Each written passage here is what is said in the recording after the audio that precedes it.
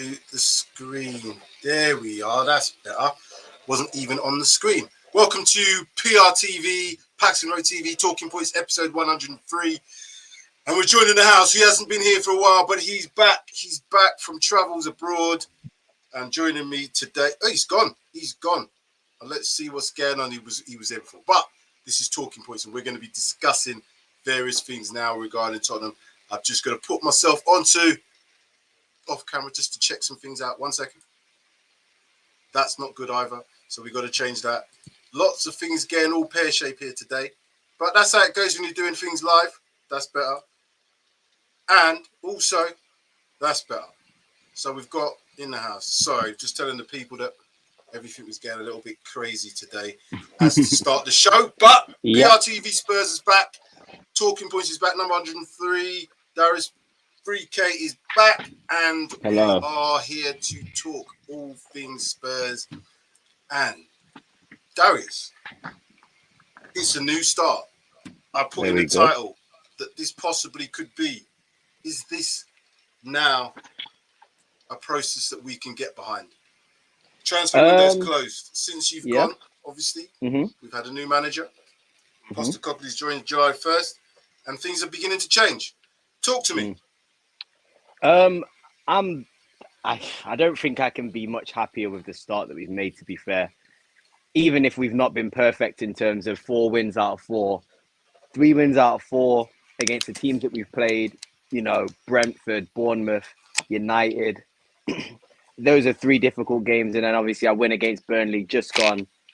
I think it's been a pretty great start to, you know, to the season in terms of on the pitch, but not just on the pitch as well. Off the pitch, Postecoglou seems to have, you know, really stuck by his guns. He's got enough confidence within his own ability and within his own, you know, managerial talent to, you know, make decisions that some people may question and some people may think is a bit wild. But to him, you know, he's confident in them. And, you know, confidence in his own ability has put confidence into the team.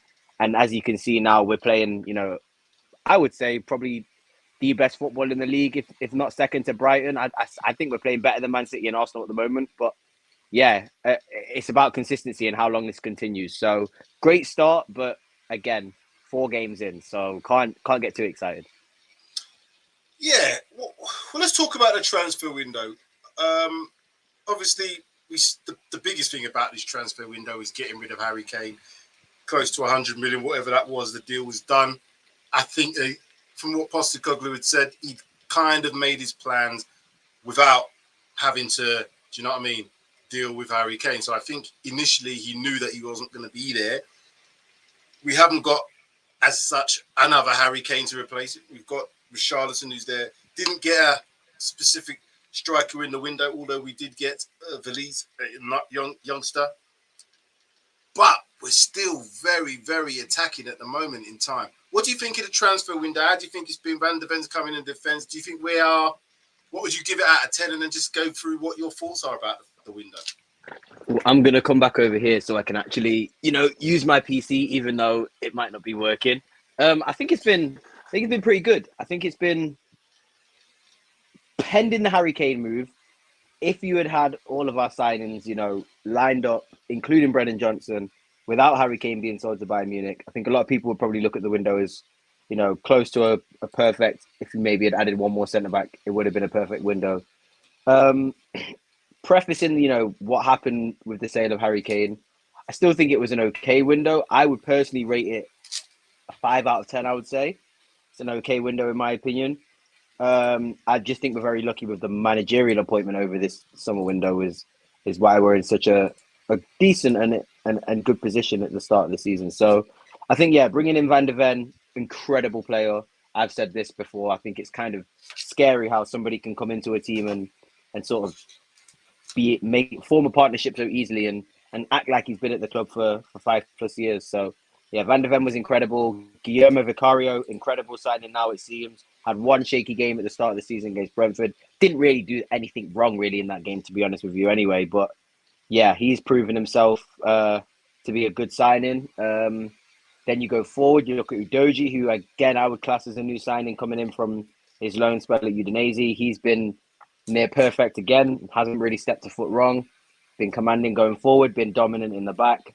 I'm very, very impressed. And then again, you've got Johnson, Maddison, perfect signing for us. He's been probably the best signing for us out of all of them, and his impact is still, I think, to reach his peak. So, yeah, I mean, even looking at the players who have been given opportunities now in like Sarr and Basuma, Solomon's come in now as a new signing as well. He's been great. Brennan Johnson is going to become I think a pretty much bona fide starter for Spurs as the season goes on.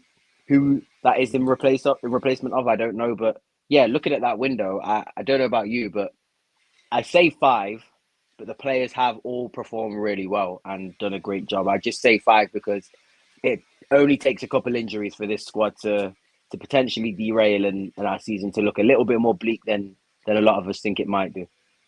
Well, I'd probably give it a little bit more than a 5. Not going to give it loads more. Probably a 6 in my opinion. I think the centre back we are short, but going back to what Postecoglou's done, he's let Sanchez go. He's let Joe Rodon go. Who else has gone from the club in terms of defenders? Tanganga has gone as well. Dyer, I pretty much say Dyer's gone as well.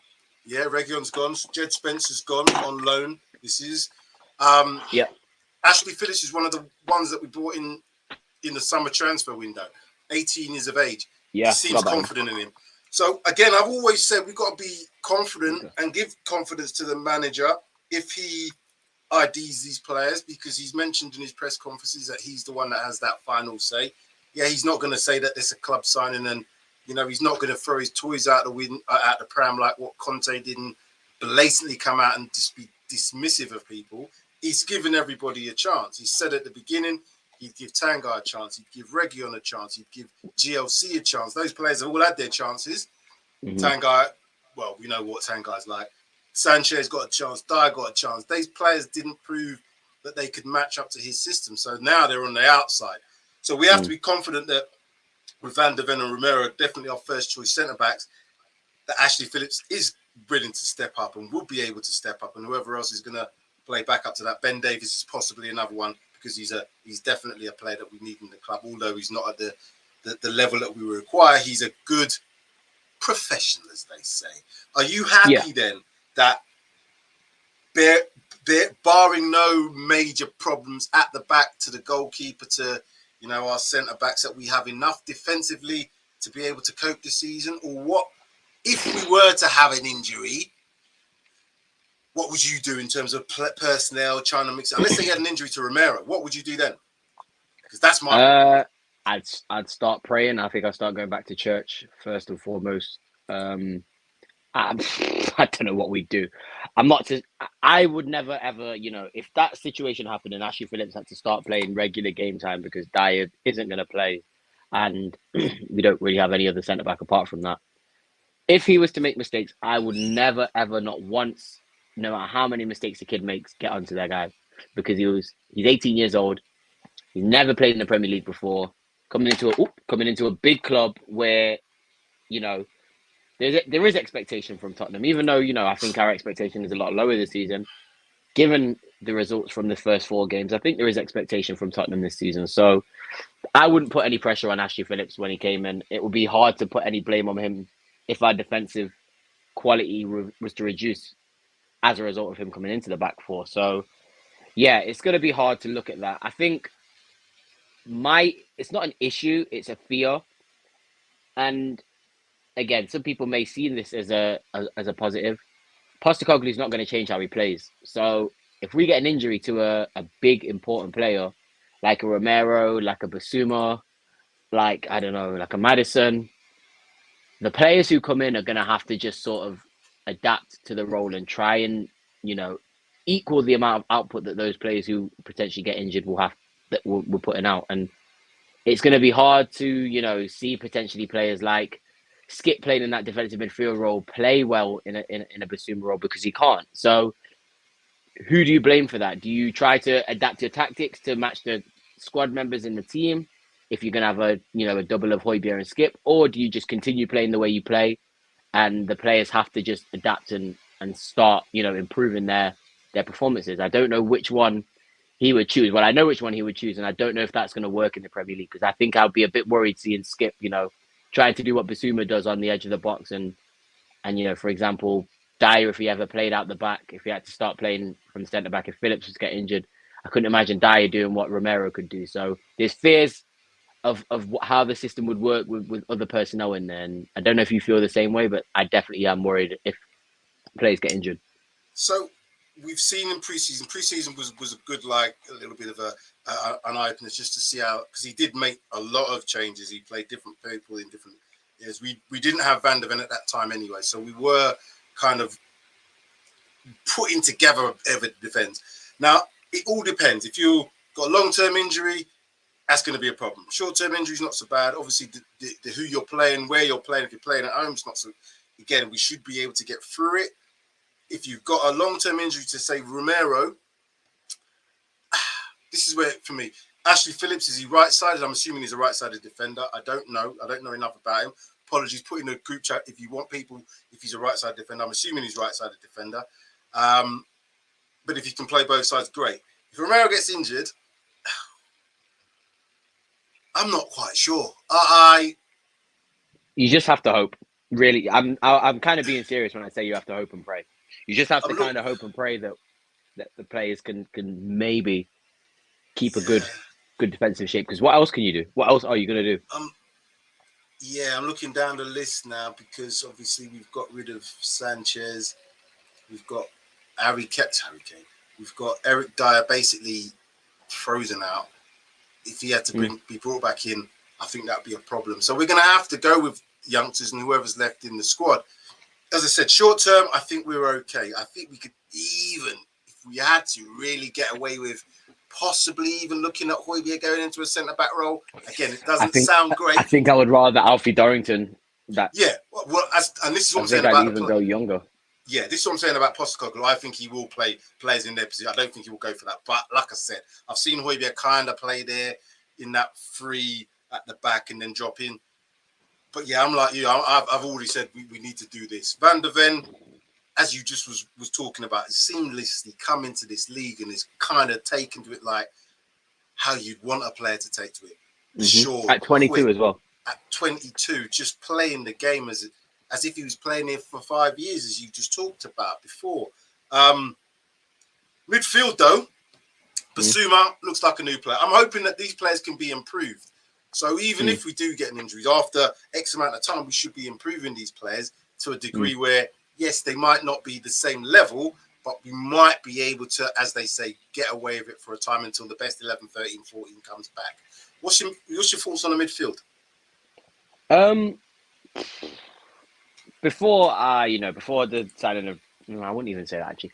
Maybe the midfield is, in terms of our starting midfield and, thinking about the players who are going to come back, i.e. Brian Hill, Rodrigo Bentancur, and Lo Celso, if fingers crossed he decides to play like how he was playing for Villarreal and at the start of pre-season, I think we're actually okay for midfield. Not to say that I wouldn't want to improve if the opportunity arose or if there was, players to buy and players were, interested in moving. But I think for the season, if we were to make no more midfield acquisitions in January, or if we were to potentially we got rid of Ndombele now, so he's gone. If we were to get rid of Skip, people wouldn't like it. I wouldn't care. I don't think he's going to be able to play in the 6 role, and I don't think he's going to be able to play as an 8. 100% not going to be able to play as an 8. I don't care if he scored 2 goals against Barcelona. I think Skip would be able to garner maybe a decent fee from a mid-table Premier League club. So, again, that's not to say I would sell him. I'm just saying if the opportunity arose. I think the midfield is actually fine. Looking at it now, when Bentancur is fit, it's going to really be who is in the best form. Because I don't think he comes back into the midfield 3 like that after a long injury, especially an ACL injury. I really don't think he comes back and he starts performing as everybody expects him to. And even if, I don't think he should come back into the team straight away and start ahead of Starr, because Starr has proven now he is the starting centre mid in this 11. So yeah, even with Bentancur coming back, because that's going to be interesting to me. He should not. Bentancur should not come in straight away and start. In my opinion, as far as in horrible form, yeah. okay, if he's in horrible form and Bentancur's ready to go, then cool. But if Sar's not playing badly, he shouldn't come in. An ACL injury, I think, I know you know about ACL injuries. ACL injuries aren't something you just brush over. They could have lasting effects on the player, and I'm not gonna wish that on him. I think Bentancur is gonna come back and be fine. The way he plays, I think, will allow him to be okay. However, Sar he's been pretty incredible. I mean, the pass creativity that he's had, the pass to Maddison for Maddison's goal, the hard work that he puts in, the yards he puts in, the different kinds of passes that are in his arsenal, it just allows us to play a lot more fluently. And I think he's definitely got room to even improve obviously as a 20-year-old, but I think he's got room to improve as a player this season. I think he could get even better this season. So yeah, I think it's a hard debate. It's a hard debate, but midfield seems like it's pretty locked down to me now. And the debate and the question I ask you is, when Brian Hill comes back, a lot of people want to see him on the left wing. I think I would rather see him as an understudy to Maddison, playing maybe not as much of a free role, maybe more higher up in that 10 space. But I think Brian Hill would be a better 10 than he would be a left winger for us. So you made Brian Hill quite an interesting kind of proposition to me. You've kind of talked to him. Obviously, he's injured at the moment. Has he had surgery? Might have had surgery. He's good. I think he's close to coming back now. But do you think he's more going to be in this system that Ange plays, a winger, or do you see him as one of them two that plays in like this kind of like 8, number 10 stroke role, the Maddison role, effectively? So my thing is, I think and I do see him as a like I said, left wing is a good position for him to play. He's very good in the 1v1, and it will allow him to, beat a man, get to the byline, whip a low driven ball into the box. However, there's two things that, worry me slightly: his lack of pace and his lack of physicality. Pace is a very important thing, and you can see that in Brennan Johnson signing, that pace is a very important, attribute that Postecoglou looks for in his wingers. I think that the one-on-one, because he's so talented in the 1v1, Brian Hill, I think it will allow him to compensate for the lack of pace a little bit more. But I could see him sort of being ushered out of games, being, silenced by good right backs. And there are a lot of good fullbacks in the league as well. Especially in a three at the back, if you have a centre back and a fullback on you, I think it's going to be hard for Brian Hill to make an impact in a game. Whereas if he is able to play intricately as he does through the middle, but have a bit more freedom, if he picks up a ball deep and wants to go on a bit of a run, yes, his distribution isn't and range of passing isn't as good as Maddison's, but Sarr has a good range of passing, and I think it will be good to see them work together as a team. It may not work, and I may be wrong, but I can see Brian Hill, being that number 10, being in and around the box centrally, and if he wants to drift out to the left, Solomon's got more than enough license to come and take that role in the middle and do that. And if he wanted to play that role again, with Maddison drifting out to the left and him coming into the middle, it could work. So because there's so much fluidity with the system, we say number 10, we say left wing. You look at the players on the pitch and they play anywhere. They play where the space dictates them to go. They're playing to, attack and dominate the spaces. So, yeah, I think Brian Hill could play a good role in this squad. It's just, is he going to, hit the ground running? Is these injuries going to affect him? I don't know. But I don't know what your thoughts on Brian Hill are, whether you see him as a member of the squad or whether you see him as surplus to requirements. I think he lacks pace. I don't think he's quick enough if he's going to play a wide role for us. Solomon's definitely quicker than him. He has got the ability to probably play a 10, but in this particular system, it's more, not so you have to be box to box, but you certainly have to be more agile, get around the pitch a lot more. We've seen that James Maddison can drop in almost to a 6. He's basically get a free roll. I'm not sure if you gave a free roll whether he had the same impact as someone like James Maddison. It's very difficult because James Maddison is top quality in what he does. But there is a place for him. I think he's got that hybrid. He can play off the right potentially. He can play off the left, not giving you quite, because Kulusevski hasn't got enough pace in my opinion. So again, you look at Kulusevski, he's balanced on the right. So the same thing could be said of Brian Hill on the left. He could potentially, again, play as an 8, but I wouldn't really be looking to play him there because I think you've got a lot more responsibility, a lot more work. He's definitely not going to play as a 6, so he's limited what he's going to do. If it's me and I'm looking at this squad now, I'm thinking to myself, Brennan Johnson is going to be the one. He's going to be the one that's going to push. Probably Kulusevski, if he's going to play from that right-hand side. And with the pace that he's got, he's not an Adama Traore. He's got a little bit more about him. If it was just an art, because we talked about Traore as well, not me, because I didn't want him in the first place, but people talked about him as getting this guy because he's so quick. I was guilty. If you look at him at Wolves now, he's awful. He's rubbish. Fulham. Sorry, Fulham, but he was at Wolves, wasn't he? Yeah, he was. But he's rubbish. He just runs. I mean, Van de Ven locked him up, didn't he, when we played against him? Even though we didn't win the game, in the cup, Van de Ven had him. Well, I think he had him basically beat for pace. If not, he was the same speed as him. So yeah. Booker T with olive oil on. That's who he is. That's who I see him as. I don't see him as nothing else. But let's forget about the other players. Let's get back to our team. So in terms of the system, I think that Brian Hill could probably be used as a utility player more so. But I think Ange likes his specialists. He likes players to be able to play. Saying that, look at Son's. Son, I think we've always talked about Son being a... Let's talk about that front three anyway, because in my head, the front three, a curveball was thrown in when we saw Solomon play. I think he should be starting from the left. I think now that we've seen Son play in that middle, I think he's ideal to play that because he looks like he wants to play that, and I think Postecoglou wants him to play that role. Currently, that right-hand side with Kulusevski, I think it's up for grabs, as I mentioned, because of the pace side of things. Kulusevski's scored, but I think there's more that could be got out of that. Who's your front three by design? It's a difficult one because like I said, I am the biggest fan of Dejan Kulusevski from way back when he was at Parma. I was like, yeah, he's going to go to the top. He's a physical specimen. He just lacks the pace. And again, having conversations with people, will he be able to play a role through the middle? Will he be able to be an understudy to Maddison in that 10 role? Because he sees himself as a 10. I think we've had this conversation. Kulusevski.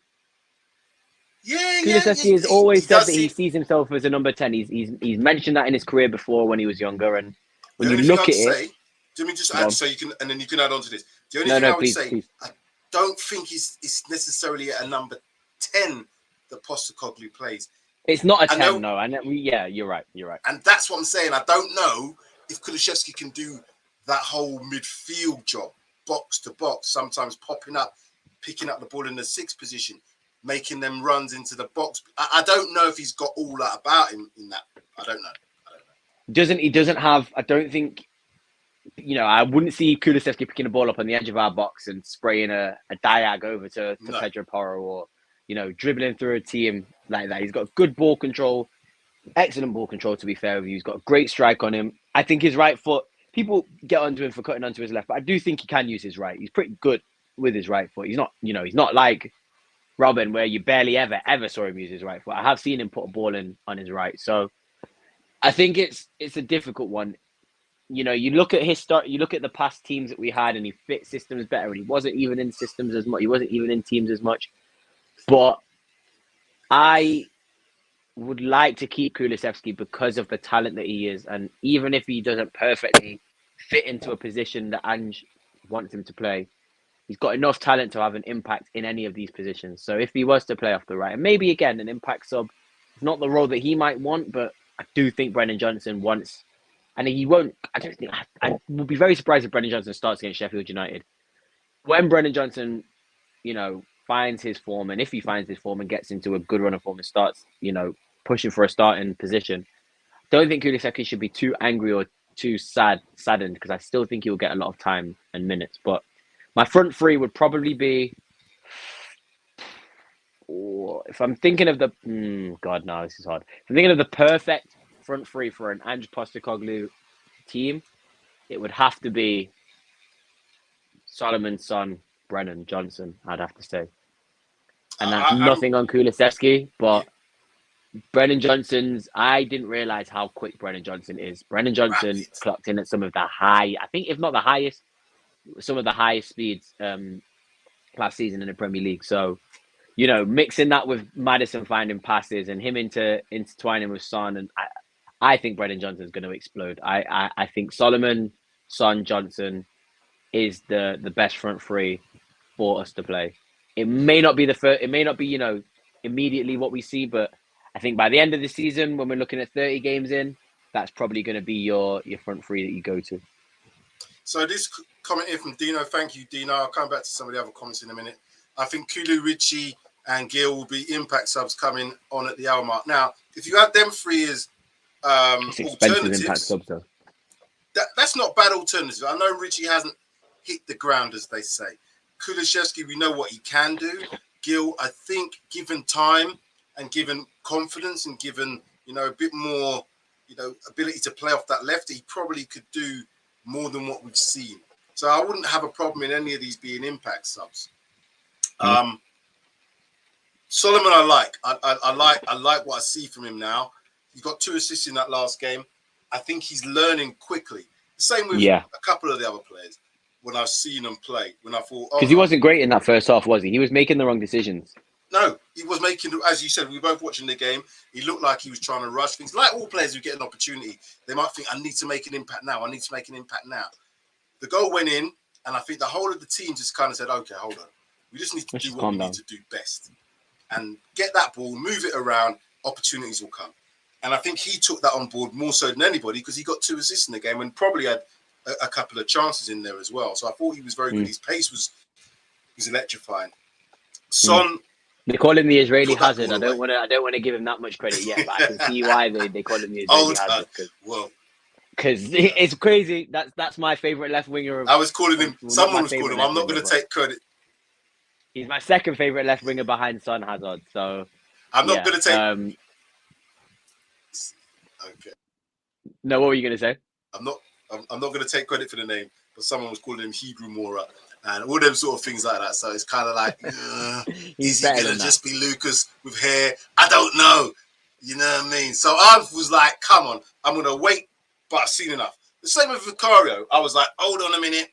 Pre-season, I was kind of like, there's a few things in there, but give him his dues. He's improved every game since.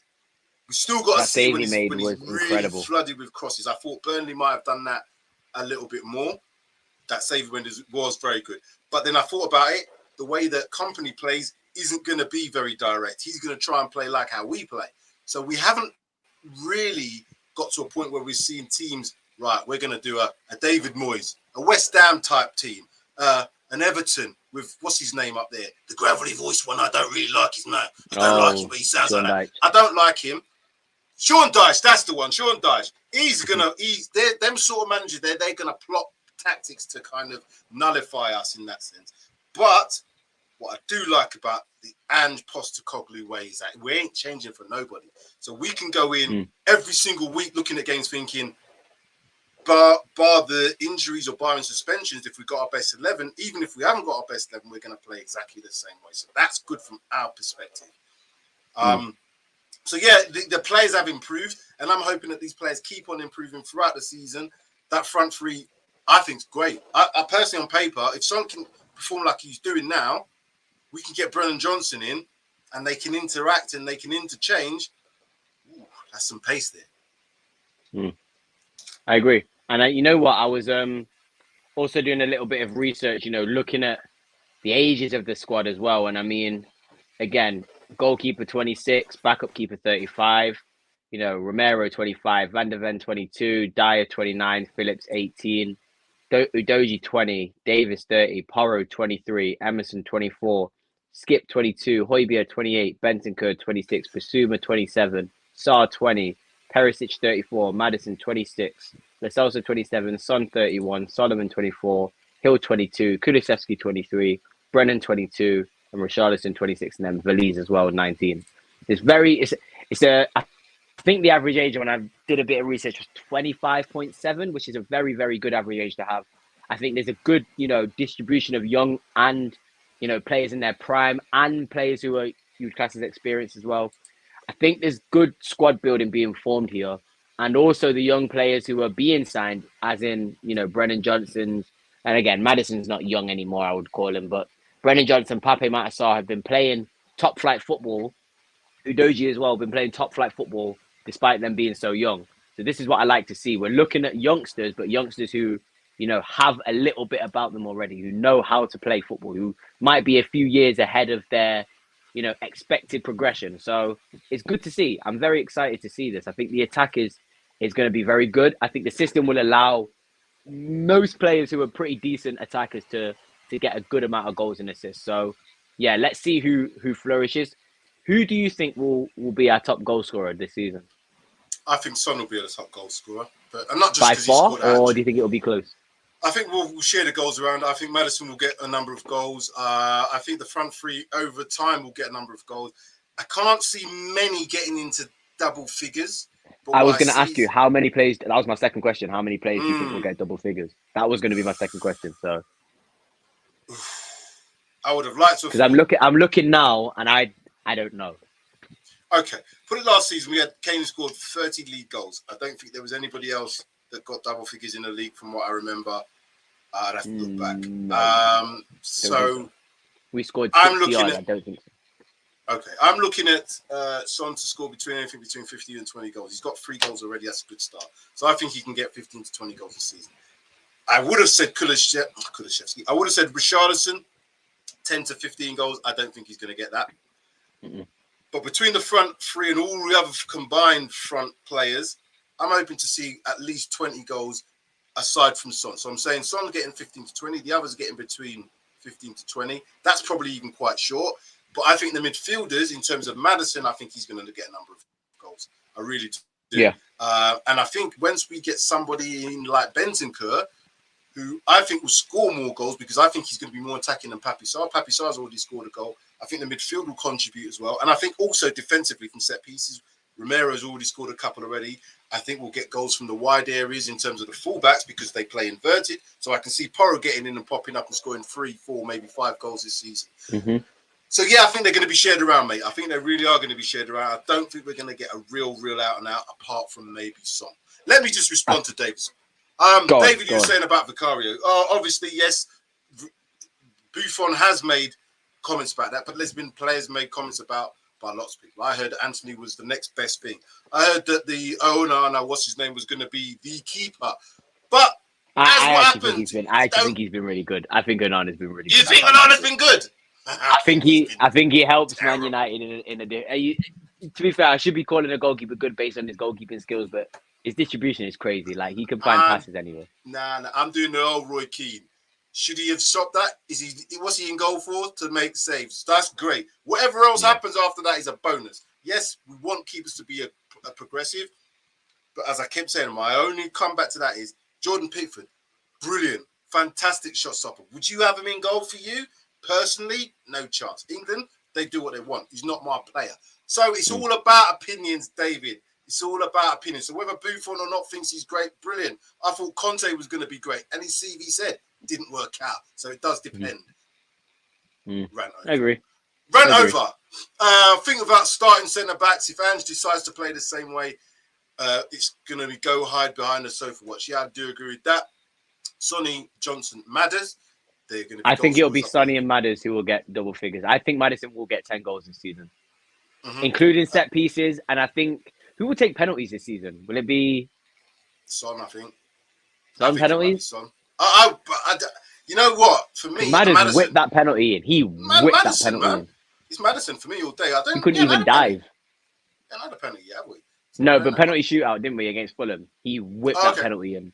The keeper didn't even dive. The ball's in the net. So I was gonna say, depending if Maddison takes penalties, and I think Maddison will score a couple free kicks as well this season. I think Son and Maddison will get 10 plus goals this season. I'm hoping Maddison gets to 10. Hopefully Brennan as well. It's a good shout. Yeah, Brennan Johnson. But again, you got 8 in a Forest team. 8 in a Forest team isn't bad, to be fair. So I'm more prepared to give him time. The reason I say that is because we put all that 60 million hype onto Richarlison. Didn't come good. Or hasn't come good as yet. Young 22-year-old player coming into Spurs. Oh, maybe the expectations are that he's going to start. That's a lot of pressure for him. He's going to take time.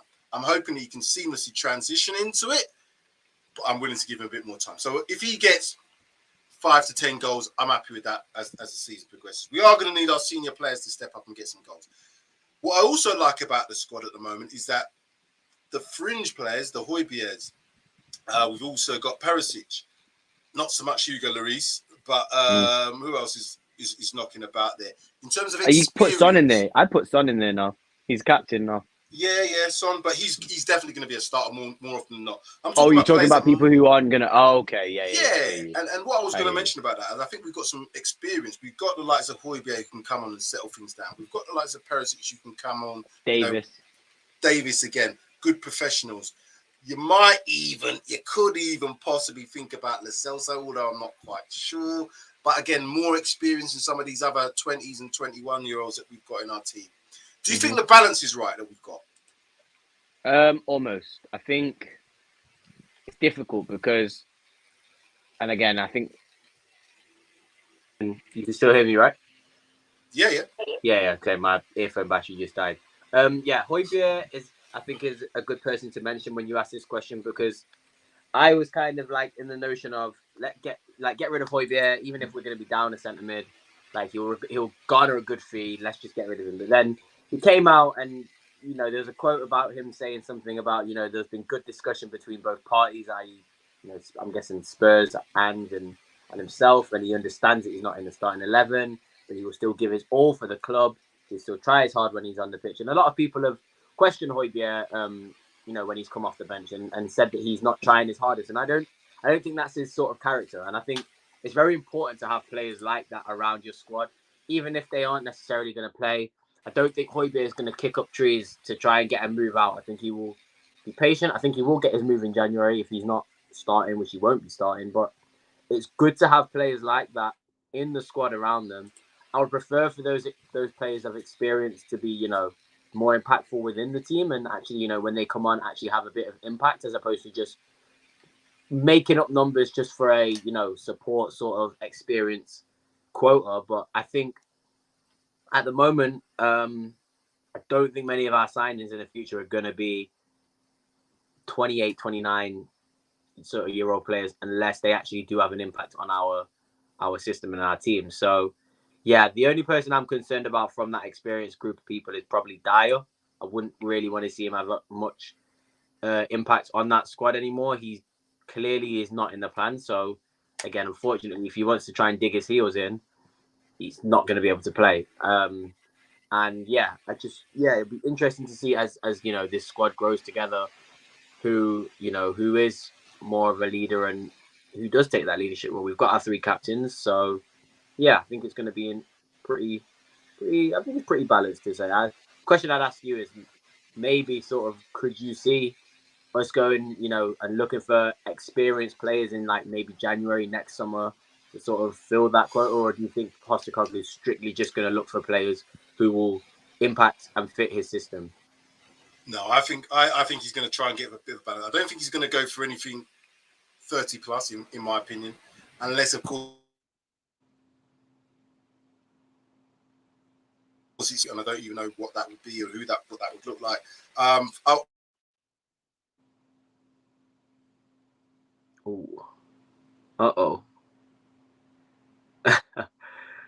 Hopefully Sam comes back. Sam is gone. Sam has gone. I'm still here. If you can still hear me, guys, I'm on my phone, so I can't look at comments, or I can try to, but it might not be as good. But I will ask you guys a question, and then I'll sort of go onto YouTube on my laptop, so I can actually see you guys in the comments. So yeah, sort of the same question goes to you guys that I said to Sam. Could you see Postecoglou actually, potentially signing players for that experience sort of reason, or is it just going to be strictly, signing players for that system and signing players to improve our squad? Because at the end of the day, I think there's not much point in signing a player just for experience. I don't want to sign a 30-year-old, centre back who's never going to have any time on the pitch just for that experience sort of quota. I think it's Oh, you back, Sam? Yeah, this is, like I said, it's a bit terrible, so I apologise if you can hear a fan. If my thing goes, it will be sorted out next time. Sky are just effing about with this instead. I was waffling anyway because I'm on 5G, so don't worry. I was waffling. I was just asking the chat. I was asking everybody in the comments if they do see basically the same question I asked you, if they see Postecoglou signing an experienced person just for the sake of experience. And again, I didn't really hear your answer, so if you want to kind of say what you were saying, I guess we can discuss that.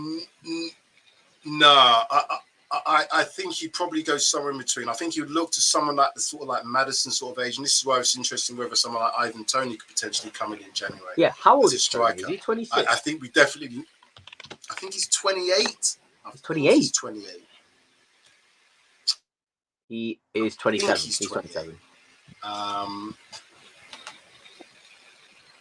Okay, so not too far off. So yeah, that's the sort of age I would think is about this sort of limit, the late 20s. I don't think you'd go for anybody 30 plus unless they're absolutely fantastic. And even then, you know, I think Postecoglou's got a way of playing that doesn't dictate that. Well, that dictates what he wants in terms of their abilities, their technique, all the rest of it. So again, it'd be interesting to see who he brings in January for a defensive perspective, because I think we are going to need to still bring in a defender in January. I don't care what anybody says.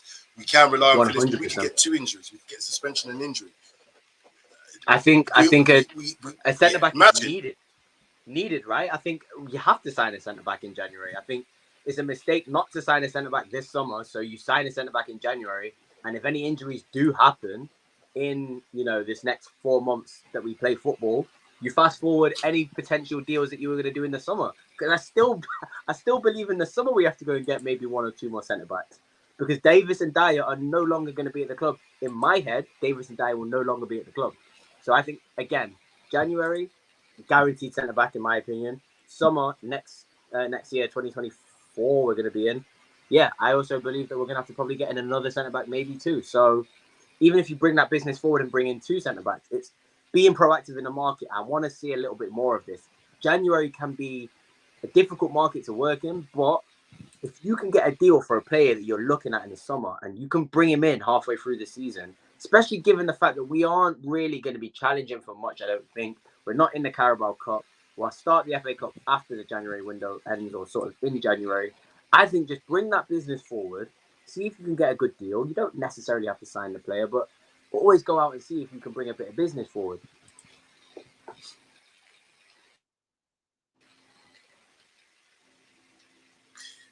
Yeah. We are going to need to do business. You're definitely right in that. I don't think he's just going to sign players for signing players' sake. That I think he's got a clear identity of what he wants, and if that player's not available, would he just get somebody else up?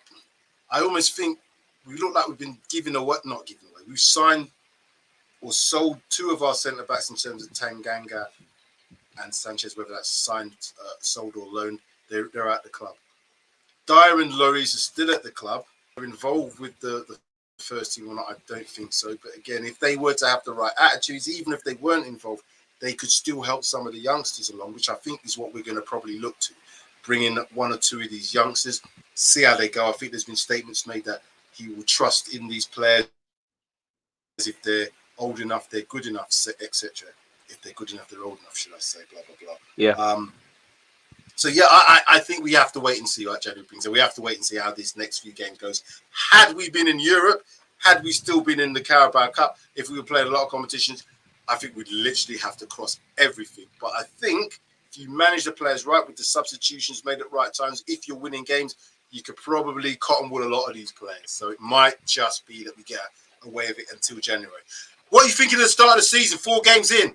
We are 3rd place, 10 points, with a few teams on 10 points. We're Liverpool second being one of them, place. us being one of them. Liverpool. There you go, fam. We're second place. Only who have fought from. What's your thoughts on the start of the season before we have to round? Yeah, I was going to say, we're probably going to have to round up before, because the route is just whoosh, beating you up today, Sam. I'm sorry to see this. Sorry, guys, again. You know, I'm back home. It may be my additional PC and phone on the family Wi-Fi that's affecting it, but I think this has been of course, a near it's your perfect PC. Start. It's my PC, probably my PC. 100%. Probably my PC. But no, just to answer your question, I think great start. I mean, a lot of people have mentioned, all of our, you know, Spurs community on YouTube and Spurs community on Twitter, and everybody, all of you guys, I'm pretty sure, are all in agreement that it's been a long time since we've all looked forward to, you know, a Saturday to come round and watch Tottenham play. we all love the club. We all will go to the games as much as we can. We'll all support the team as much as we can. But to feel that genuine excitement to actually go and that buzz and that I actually want to watch my team play, and it was a rare feeling in the past 5 years and since Poch, I don't think we've had that feeling consistently. So Postecoglou is on the right track. I'm not getting carried away. I think I did almost get a little bit carried away during that Burnley game. However, we've got tests coming up. Sheffield United, I expect us to do the same that we've done against other teams, and I expect us to beat Sheffield United. But the 24th of September is coming up, and that's going to be a real test to see if we actually are about what we are or we're not. So I'm extremely excited. I'm extremely proud of my club. I'm extremely proud of all the players. I'm extremely glad and proud to have a manager like Ange Postecoglou, and he's captivated us all so quickly. So, yeah, I just want to see it continue, but there's going to be tests coming up, and we don't have a big squad. So it can derail as quick as it, started flowering and blooming. We have to be smart with our expectations.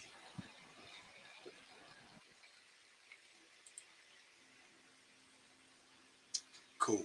Apologies, people, for the stream. I think I know what the problem is, so we'll sort it out for next time. Make sure you smash a like. PRTvSpurs, Paxton Road TV, both running simultaneously in terms of channels, but we'll let you know when we're going to do the full changeover. But make sure you hit a like on any of the channels you're watching. If you're watching on PRTvSpurs, make sure you smash that like button. Make sure you subscribe. If you're on Paxton Road TV, make sure you hit that like button and also smash the subscribe button as well. Sean saying, Ange will be Ange. The subs at 60 to 75 minutes will continue. We never stop. Sorry, David. The effort required to play Ange ball burns you up. David saying, Madison has said he's going to speak to European clubs. Madison or Madison? Wasn't it? And sign a pre-contract with him. Who's this about? Don't know what this is about. Dyer said he's going to talk to European clubs in January. Okay. Oh, you scared me, David. Oh, I was thinking Madison. That's what I did there. Was concerned with fixtures that we would have a single figures after points. Let's see how we look post Arsenal, Liverpool, and 10 games in. Yeah, I'm. You know what? Win, lose, or draw those games. It's not even so much that. It's how we're going to play. Unless we significantly drop off in terms of our performance levels, in terms of how we play, I expect those two games to be very good games. I don't think Arsenal are at the level that they've been since last season. I think Arteta's trying to tweak and make some changes unnecessarily, in my opinion.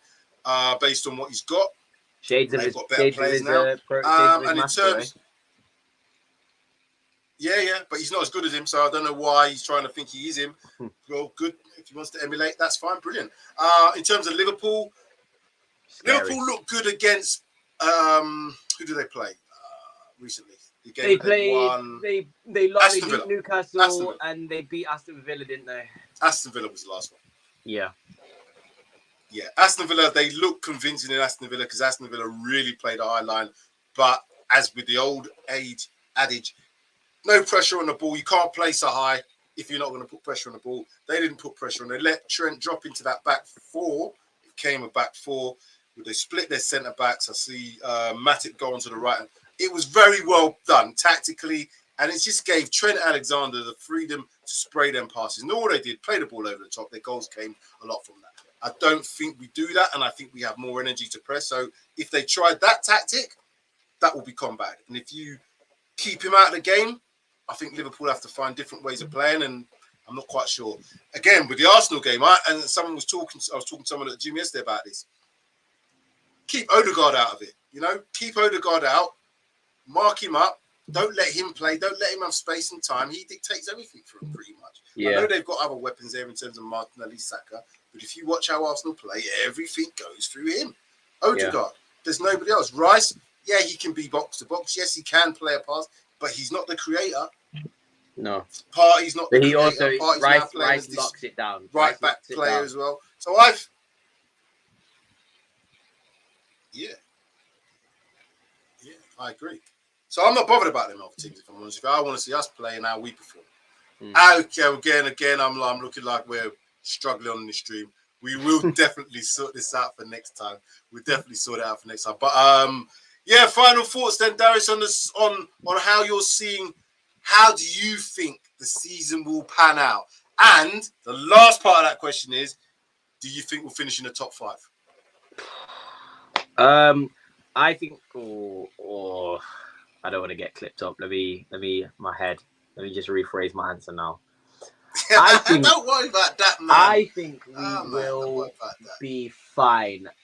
Regardless if we do well in terms of position in the table, I can see progress from 4 games in. And I'm very excited to see how much progress we can make 38 games in. So I'm very excited to see what Spurs have got. We're playing incredible football at the moment. We've got an unbelievable manager who I am so high on. Whatever he does, I'm just like, in Ange we trust. My guy could go and find Nicholas Bentner and Yaya Sanogo and sign those 2 as his new strikers. And I would say in Ange I trust, because he's getting everything right at the moment. So, yeah, given the circumstances, given the situation we're in, given the players we have, we should get top 5. Yeah, confidently, I'm going to say we should get top 5. And I say this on every stream. I say this all the time. Barring injuries, again, thank you, Jews. Barring injuries as well, but I believe we can beat every single team in the league. But I also feel we can lose to every single team in the league. So, yeah, Tottenham, it's exciting. And that's the only thing that I wanted from my club, is to be excited. And that's a crazy, crazy comment, because we know where those 2 words come from. But I am genuinely excited. So, yeah, looking forward to the season. But also, I am remembering we are 4 games in. Yeah, that's fair. That's fair. I think we'll be top 5.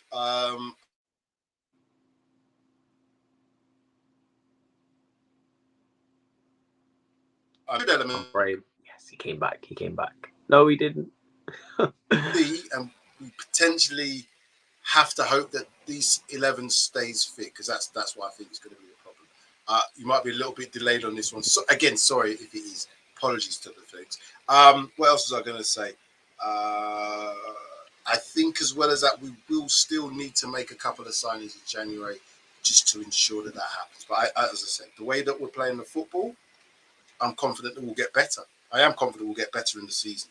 We just have to be mindful that, our best 11, 12, 13, stroke 14 cannot win the league. You can't win the league, I don't think, with 14 players. You need a bigger squad than that. But let's see how we go. So, the Doji is the GOAT. Man, we'll have to do another talk about a Doji, because these mans are telling me that he's top 3 already. And Sid will say he's the best left back in world football already. Sean's talking about, I know he's very good. Just because he's 20, I'm just going to give him a little bit more time, man. He's brilliant, and I don't want to see anybody else play left back. Certainly don't think Sessegnon is going to come in and push this guy out, in my opinion. Perisic as well. I'm happy for Perisic to play second fiddle, but Perisic is playing more further up front. So again, Ben Davies nowhere near the level in terms of what he can do. So, yeah, we're going to have to hope and pray that he stays fit, because that's, again, another position that I don't want to see too many other people there. Porro, I think, is playing well. There's so many players we could talk about, but because the stream is not doing too well, I think we're going to have to end this one and probably have to do another one at some point. So, Darius says, did you say top 5 or did you not? Yeah. I'm confident now. So, you're saying top 5. I'm saying top 5. Thank you all. Make sure you do, if you're watching on Paxton Road TV or PRTvSpurs, smash the like button and subscribe to the channel. We're over 1,800 on Paxton Road TV, but we're just starting on PRTvSpurs, but we hope to get that up as well. And then we will be just comfortable. So, yeah, do all the things that's necessary, people. Look out for preview show coming out, obviously, for the game against Sheffield United, reaction show. There'll be other shows on there. Darius might be coming back to do things. Sid might be doing there. Sean out there. Judge Jodi as well. Don't forget Judge Jodi. You've been getting some brilliant numbers on her show, Judge Jodi, doing Crime of the Week and all that other stuff. So, yeah, all good, Paxton Road TV. Anything else to say before we go? Oh, yeah. Come on, you Spurs. If I see Richarlison start on the weekend against Sheffield United, I'm going to cry real tears. I will cry on stream. That's all I'll say. Yeah, I don't think That's one Ange's thing I gonna do don't too want to much. see anymore. I'm done with Richarlison now. I can't even be asked to even give him a chance anymore. You know what? As much as I know that I gave him 5 games and he's gone before 5 because Son's now in his place, I'm still going to have to say we're going to have to back this guy, because if something happens to one, he's our only other real striker in terms of a number 9. I'd play And he's Jamie not Dundee. even the best number 9. I'd play Oh, Jamie wow. Dundee. See, that's how deep it's gone. I would. Richie, you need to be doing that again. You need to be doing that again, fam. You do need to be doing that bird dance. He's good. That He's was cold when he's he good did. for marketing, though. He is good for marketing. I will say that.